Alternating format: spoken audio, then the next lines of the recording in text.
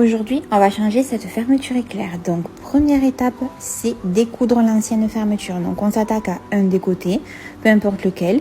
On fait bien attention dans les angles, là où il y a la parmenture du short, c'est un petit peu épais. On nettoie bien, on enlève chaque fil. Sur le côté, on peut voir que l'emplacement de la fermeture éclair sera juste ici. Donc, la nouvelle fermeture se positionnera en sandwich entre ces deux tissus. Une fois terminé, on se retrouve avec un emplacement vide.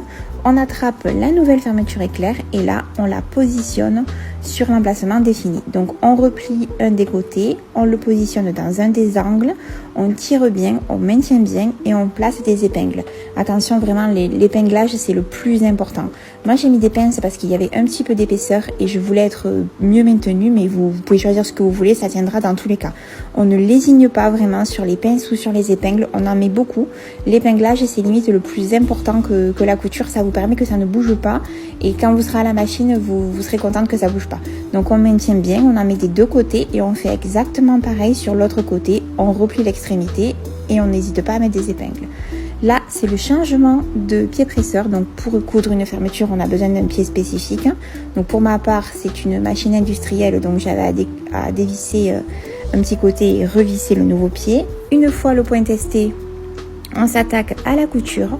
Donc on commence dans un angle. Moi, je me positionne sur un des deux côtés, peu importe celui que vous choisissez. On commence par un point d'arrêt au début et à la fin. On fait tout le long. On arrive juste au centre où ici, on va tout doucement. Vraiment, on prend son temps. On va vraiment doucement.